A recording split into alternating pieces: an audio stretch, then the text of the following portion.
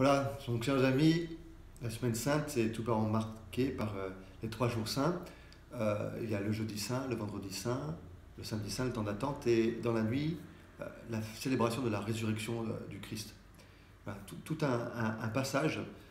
D'ailleurs, le mot Pâques, veut dire passage en hébreu.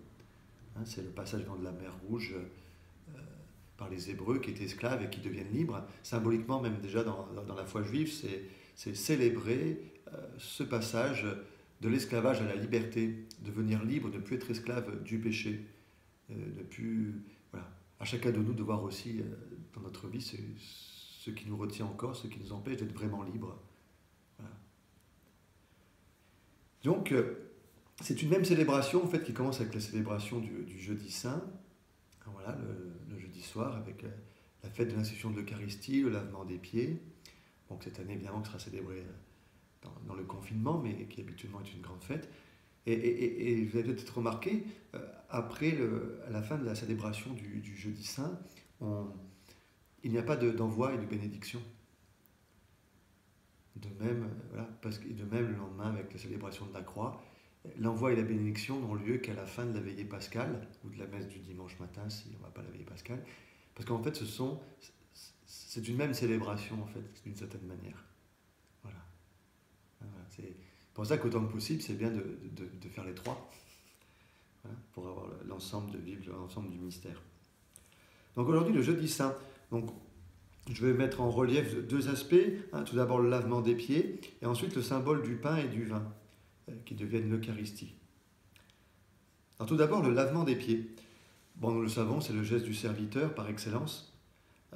Jésus nous le dit dans l'Évangile, je ne suis pas venu pour être servi, mais pour servir et donner ma vie pour la multitude. Alors, je ne sais pas si vous entendez bien, mais c'est Dieu, en Jésus, qui nous dit qu'il n'est pas venu pour être servi, mais pour donner sa vie. Là, les images archaïques qu'on peut avoir de Dieu et d'une divinité sont battues en brèche. C'est-à-dire que ce n'est pas l'homme qui est là pour servir Dieu. Évidemment, on le dit, nous, qu'on est au service, mais on est au service du projet de Dieu, de son projet bien-aimant pour nous et pour les autres. Mais vous voyez, c'est un service qui est vécu dans l'amour, comme une entreprise père et fils. Je suis venu faire les œuvres de mon Père, parce que les œuvres de mon Père, le royaume de Dieu, dit Jésus, ça le concerne. Et nous, pareil, en devenant enfants de Dieu, nous avons envie que l'entreprise marche bien. Voilà, vous voyez, c'est dans ce sens-là qu'on va servir les intérêts du Père. Mais vous voyez, c'est pas un service... le Seigneur, il n'a pas demandé d'être des ventilateurs.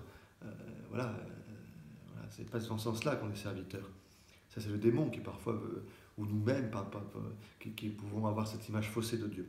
C'est lui-même qui vient se dépouiller et donner sa vie pour nous sauver, pour nous recréer. Hein, dans la semaine sainte, c'est vraiment ça aussi, c'est laisser agir le Seigneur pour nous. Et ensuite, agir en lui.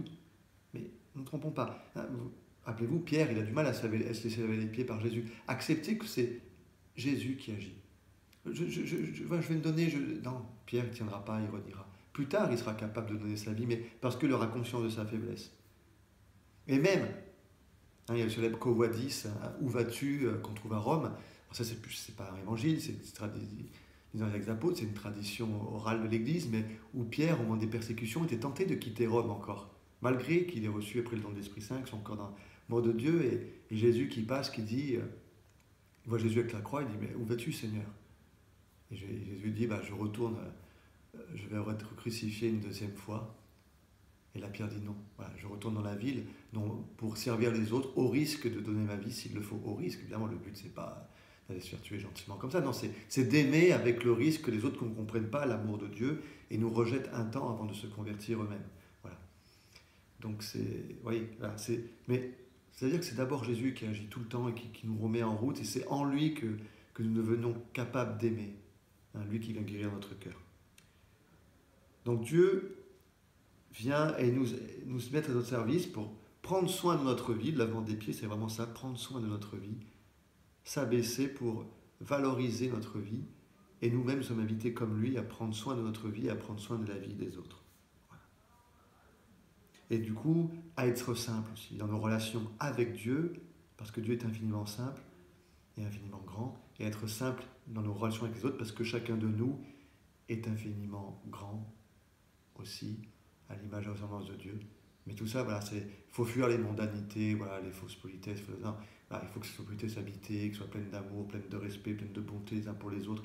Voilà, c'est ça à ça que nous sommes invités. Voilà. Et donc si on dans notre vie de vraiment fuir au maximum les mondanités, et même dans nos relations avec les autres, avec les collègues de travail, voilà, soyons simples et vrais. L'Eucharistie. Alors l'Eucharistie, vous savez, c'est avec la célébration du pain et du vin. L'Eucharistie, ça vient d'un mot d'origine grecque. Les premiers chrétiens parlaient grec, c'est la langue commune de l'époque. C'est l'action de grâce, l'action gratuite de l'amour de Dieu qui passe, c'est lui qui agit et qui nous emmène dans son mouvement pour que nous, à notre tour, bien nous puissions agir en lui. Voilà.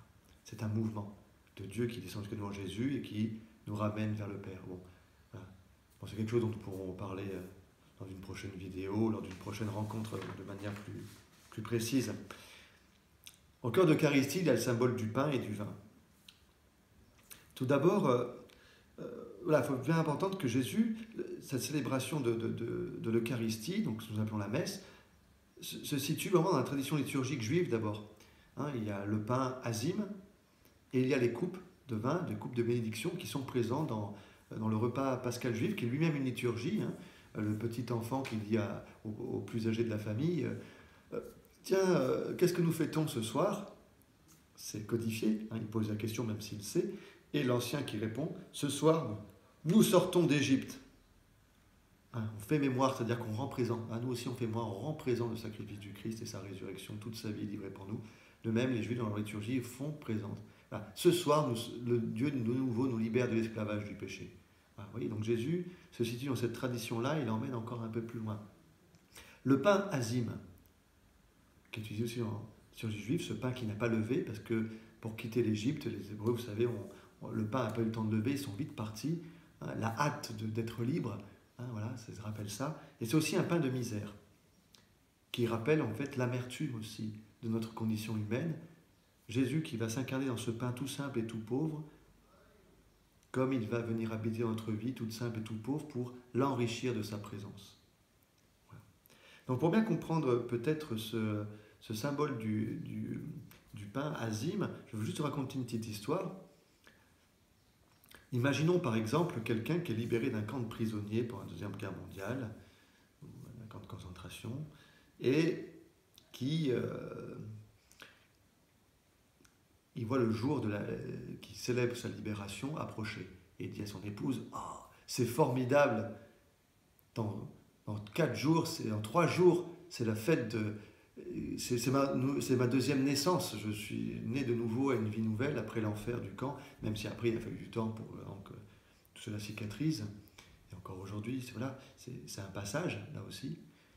Mais j'aimerais, pour fêter cela, qu'on fasse un repas avec tous les enfants. J'ai eu la chance de pouvoir fonder une famille après, etc., de te connaître, tout ça. Donc j'aimerais qu'on puisse inviter tous les enfants. Puis tu prépares ce bon repas que tu sais si bien faire. Voilà. Et puis on va acheter un bon dessert. Ah, puis on va sortir aussi, évidemment, la plus belle vaisselle qu'on a, celle qu'on nous a offerte pour notre mariage, là. Hein, voilà, avec les verres en cristal, l'argenterie si on en a, et la porcelaine. Et puis, par contre, moi, à la place du verre en cristal, tu me mettras mon petit gobelet, ma petite timbale que j'avais au camp de prisonniers, sur lequel d'ailleurs j'ai gravé le nom de mes copains, des amis, certains sont morts d'ailleurs là-bas. Voilà. Vous voyez? Donc le pain azime, dans le repas pascal juif, quand vous regardez un repas pascal juif, il y a l'agneau, c'est plantureux quand même, c'est pas mal. Mais au milieu de tout ça, il y a ce pain tout simple et tout pauvre. Au milieu de la fête, il y a ce rappel, oui, voilà de quoi je t'ai libéré. Et voilà aussi quelque part encore la réalité de ta vie, comme ce pain tout simple et tout pauvre. Mais c'est ça que le Christ reprend pour nous dire, c'est dans cette vie simple, dans cette vie pauvre parfois, cette vie abîmée où tu es encore esclave du mal et du péché, que je veux m'incarner pour t'en libérer et te sauver. Voilà. Et pour que ta vie redevienne une fête. La transition avec le vin est toute faite. Le vin dans la Bible, c'est le symbole de la fête.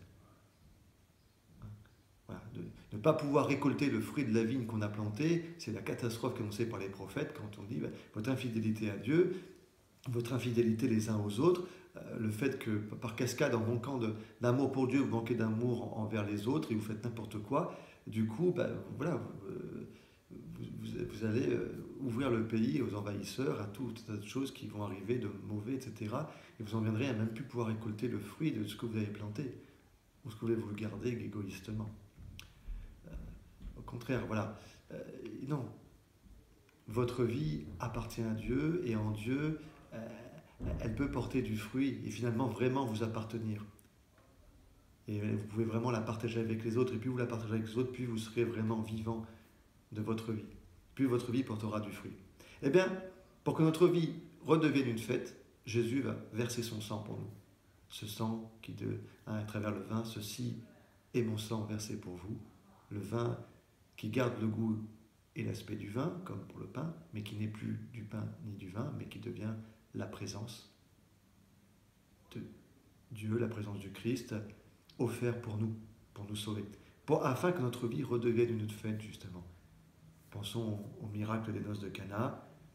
Il n'y a plus de vin, la fête est foutue, la vie devient fade, même des noces, pourtant c'est un mariage, c'est censé être une fête, l'alliance de Dieu avec les hommes devient fade, pour que justement cette alliance et que la fête continue, la fête et qu'elle soit totale dans cette communion avec Dieu et cette communion des hommes entre eux, c'est ce qui se passe dans un mariage, hein, une fête où Dieu est présent et où on est tous en lien les uns avec les autres.